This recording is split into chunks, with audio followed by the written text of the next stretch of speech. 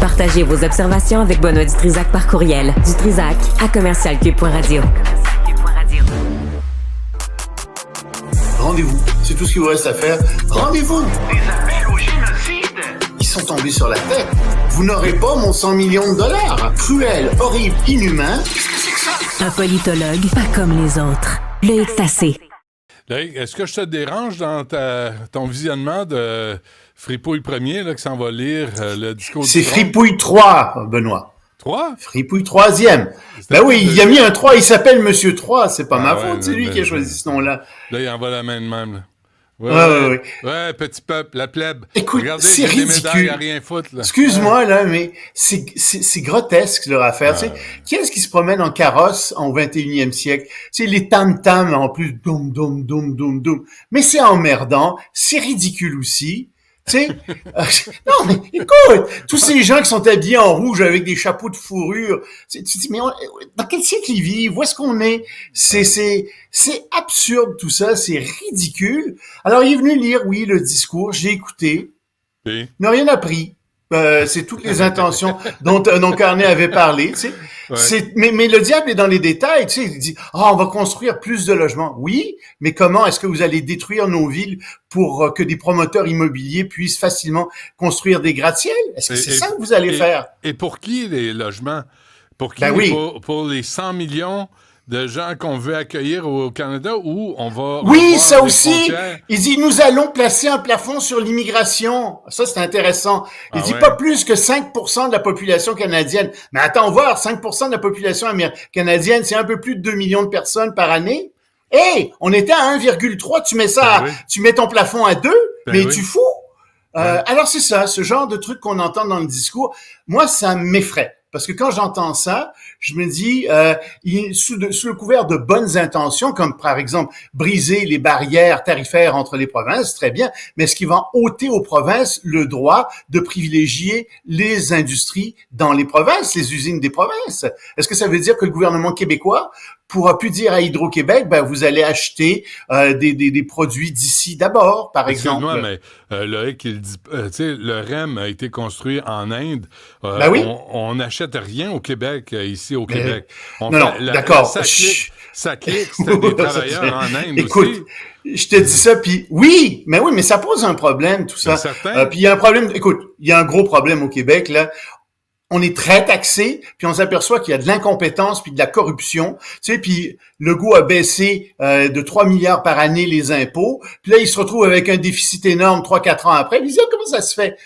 Ben oui, mais imbécile, tu sais, tu baisses les impôts. Mais non, mais c'est de la bêtise à la fin.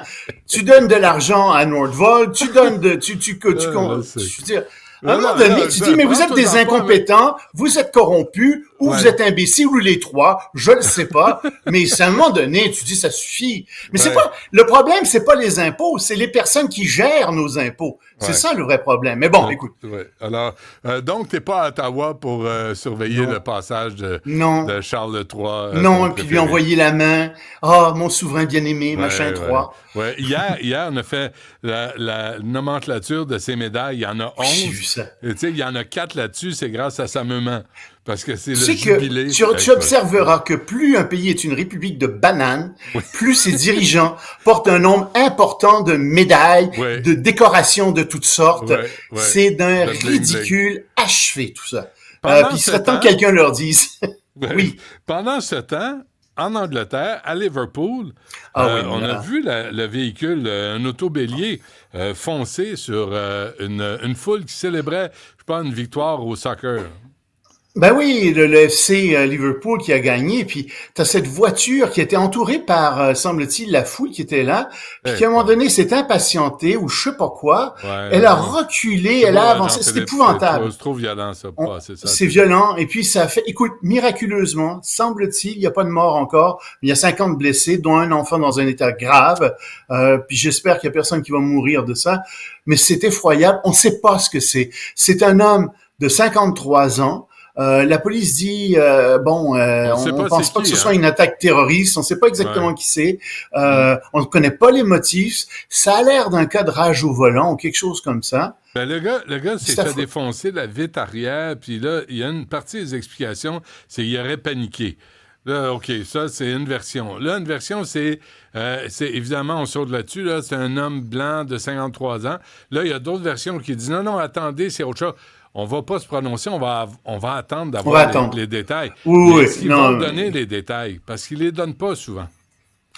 Ça arrive qu'ils les donnent pas, puis qu'ils disent pas ce qui arrive, pourquoi, puis ça. Mais pour le moment, écoute, si ça sort pas, tu peux être sûr qu'il y a d'autres gens qui vont le faire sortir, surtout en Angleterre. Là, il y a des gens qui vont dire, regardez, là, c'est ça qui s'est produit. On espère, c'est affreux. On sait pas pourquoi. Comme je te dis, moi, pour le moment, je penche plus du côté d'un cadrage au volant.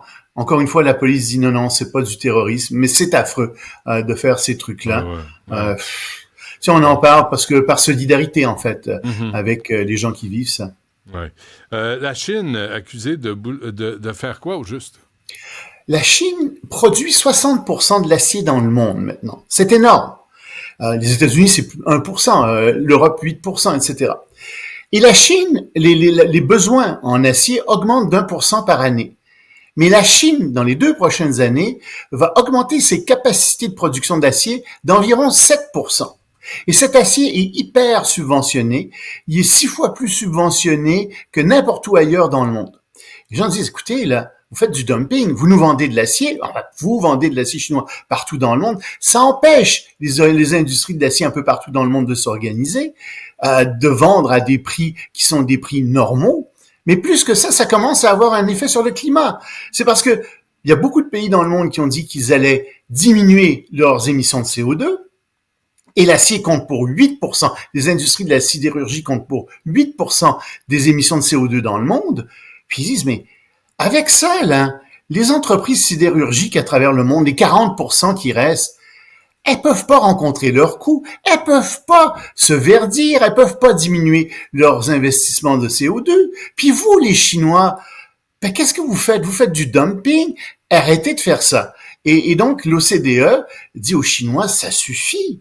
Cesser de produire comme ça de l'acier. Mais les Chinois vont pas arrêter parce qu'ils ont des problèmes internes. Ils écoulent leur surplus, pas juste en acier, mais dans plein d'autres domaines, pour plein d'autres produits partout dans le monde. Et oui, ici, on voit que ça pose un problème aussi environnemental grave. Et ton dernier sujet va faire un lien avec Luc Boileau, à qui on va parler dans un instant, parce qu'on a vu qu'il y a un nouveau variant de la COVID qui sévit en Asie. Mais au Japon, tu dis qu'il y a un problème de riz? Oui, il y a un problème de riz très grave au Japon. C'est que, figure-toi, les Japonais adorent le riz. C'est la nourriture de base. C'est comme le pain pour nous, tu sais. Il faut manger. Au Japon, on mange du riz. C'est du riz de très bonne qualité. C'est du riz japonais.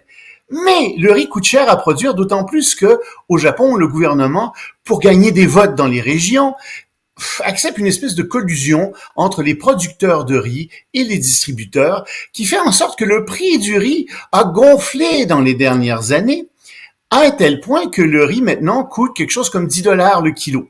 C'est très cher au Japon, $10 le kilo. Donc le gouvernement a ouvert ses réserves de riz en cas de catastrophe, etc. On va mettre ça sur les étagères, ça va faire baisser le prix du riz. Non, pas du tout. Les distributeurs et les marchands gardent le riz étatique, ils gardent ça derrière le comptoir, ils ne le mettent pas sur les étagères parce qu'ils veulent que le riz continue à avoir un prix élevé. Nouvelle solution du gouvernement japonais, il faut qu'ils soient désespérés. Ils vont acheter, figure-toi, du riz américain, du riz d'un peu partout dans le monde. Mais ça pose un problème. Alors, ça va faire baisser les prix. On pense que ça va faire baisser les prix à environ $6 canadiens le kilo. Le problème, c'est que ce n'est pas du riz comme les Japonais en consomment. C'est pas du riz qui est aussi collant que les autres riz, parce que, contrairement aux annonces d'un certain oncle, le riz doit être collant. C'est comme ça que ça se mange en Asie. Pense-y, ils ont des baguettes. Si tu t'es obligé de manger ton riz grain par grain, ça prend du temps. Long, et c'est meilleur le riz collant, soit dit. Un bon riz collant, c'est très très bon. Alors, donc, ils vont se retrouver sur les étagères avec ce riz-là. Qu'ils destinaient avant aux bêtes, parce que le riz que toi et moi on consomme en général, c'est du riz qui est pas assez bon pour les Japonais. Non, ça s'en va. On donne ça aux bêtes. Oui, exactement. Alors voilà, les Japonais en sont là. Ils ont un problème de riz très très grave. Mais tu fais pas des sushis avec du riz qui est pas collant. Là. Qui est pas glutineux. Ça prend absolument un riz glutineux. Puis il faut une méthode de cuisson qui fait en sorte que ton riz va rester collant. Parfait. C'est noté. Merci, chef Tassé, puis on se reparle demain. Au plaisir. Salut.